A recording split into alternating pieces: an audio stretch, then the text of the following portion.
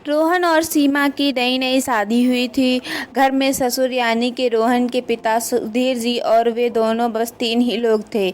इस घर को रोहन के माँ बाप ने जीवन भर पाई पाई जुटाकर बड़ी मेहनत और अरमानों से बनाया था, वरना आज के समय में मुंबई में घर बनाना तो दूर की बात है, किराए पर लेना भी बहुत बड़ी अचीवमेंट से कम नहीं है। और ये बात बिल्कुल सच है। जब रोहन कॉलेज में था तब माँ उन्हें और दुनिया को छोड़कर जा चुकी थी। एक काम वाली बाई सकू थी जो सुबह से लेकर शाम तक उनके घर का सारा काम करती थी। नई नई शादी हुई थी, इसलिए सकू बाई का दिन भर घर में रहना सीमा को अपनी प्राइवेसी में बाधा सा लगता था।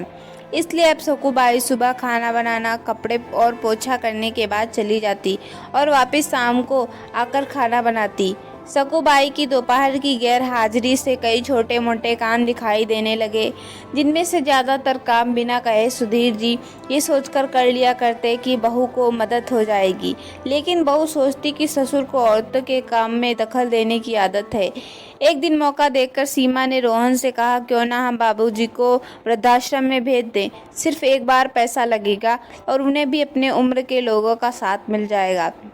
हमें भी अपनी प्राइवेसी के बारे में ज़्यादा सोचना नहीं पड़ेगा। रोहन ने सीमा की बातों पर ज़्यादा ध्यान नहीं दिया। कुछ दिन ही बीते थे कि बाबूजी अपने दोस्तों के साथ एक के लिए टूर पर गए और इत्तेफाक से इसी दौरान सकूबाई भी छुट्टी पर थी। फिर क्या, सीमा को जैसा चाहिए था वैसा समय मिलने लगा। अब रोहन रेस्टोरेंट से खा लेता और सीमा का काम ऑमलेट, ब्रेड या मैगी से चल जाता। खाना बनाने की टेंशन नहीं थी, लेकिन घर में निकलने वाले सारे काम तो अभी भी करने ही थे। ससुर जी की गैर हाजिरी में एहसास हुआ कि यह बिना कहे ही जो काम कर लिया करते थे उनसे कितना फ़र्क पड़ता है। छोटे मोटे लगने वाले काम भी काफ़ी समय और एनर्जी लेने वाले थे। कुछ समय बीतने के बाद एक दिन रोहन सीमा को कहता है, चलो आज कहीं बाहर घूम कर आते हैं।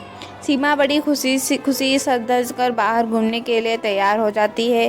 रोहन सीमा को अपने घर से 4 किलोमीटर दूर एक चौल में लेकर आता है। एक आदमी रोहन के हाथों में एक चाबी देता है। रोहन उस चाबी को लेकर चौल का एक कमरे का दरवाज़ा खोलता है।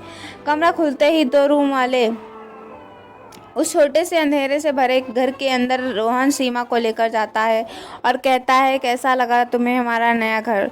रोहन कहता है, हम अगले महीने से इस मकान को भाड़े से लेकर रहेंगे अलग और अपना प्राइवेसी का मज़ा लेंगे। अभी मेरी आमदनी के हिसाब से हम इसी को अफोर्ड कर सकते हैं। रोहन का ये व्यवहार सीमा के समझ में नहीं आया। वह चौंकते हुए कहती है, हमारे पास अपना इतना बड़ा घर तो है, फिर हम क्यों भाड़े से रहेंगे। रोहन उसे टोकते हुए कहता है, सोच समझ कर बोला करो, वो घर हमारा नहीं है, वह माँ बाबूजी का है। तुम्हारे पास 1 महीना है सोचने के लिए कि तुम्हें आगे क्या करना है। दोनों वहाँ से वापस अपने घर लौट आते हैं। पूरे रास्ते सीमा के दिमाग में तरह तरह के विचार चल रहे थे। घर पहुँचते ही उसने रोहन से कहा, माना कि ये घर माँ बाबूजी का है, लेकिन क्या हमारा इस पर कोई हक नहीं है। रोहन ने कहा, बिल्कुल है, लेकिन माँ बाबूजी के बाद जब तक वहाँ हैं तब तक तो नहीं। अगर तुम्हें हक समझ में आता है तो तुम्हें जिम्मेदारियाँ भी समझ में आती होंगी। सिर्फ हक के बारे में सोचकर और अपनी जिम्मेदारियाँ भूलकर स्वार्थी होना क्या भला अच्छा लगता है। सीमा के पास रोहन के सवाल का कोई जवाब नहीं था। वह सोचने लगी कि उसने अपने क्षणिक सुख के स्वार्थ के लिए इतना नीचे गिरकर ऐसी घटिया सोच अपने दिमाग में आने दी। उसे मन ही मन पछतावा होने लगा।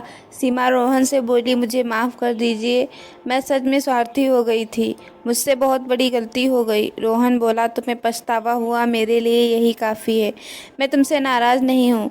बेटे और बहू का ये वार्तालाप सुधीर जी दरवाजे पर खड़े होकर सुन रहे थे। उन्होंने आसमान की तरफ देखा और बोले, भाग्यवान तुम धन्य हो जो तुमने ऐसे बेटे को जन्म दिया। उन्होंने दरवाज़ा खटखटाया। बहू ने गेट खोला तो उनके हाथों में पकड़ी थैली से गरम गरम समोसों की सुगंध उसको आने लगी। ससुर ने अपनी बहू से कहा, वो कोने वाले हलवाई के पास से लाया हूँ, तुम्हें बहुत पसंद है ना। सीमा को अपने ससुर के प्रति विचार और ससुर को उसके प्रति प्यार, उन दोनों का फ़र्क समझ में आते ही उसकी आंखों में पश्चाताप के आंसू और चेहरे पर अपने परिवार के प्यार के कारण मुस्कान आ गई। आपको ये कहानी कैसी लगी कमेंट्स में ज़रूर बताइए। वीडियो को लाइक करें, चैनल को सब्सक्राइब करें। धन्यवाद।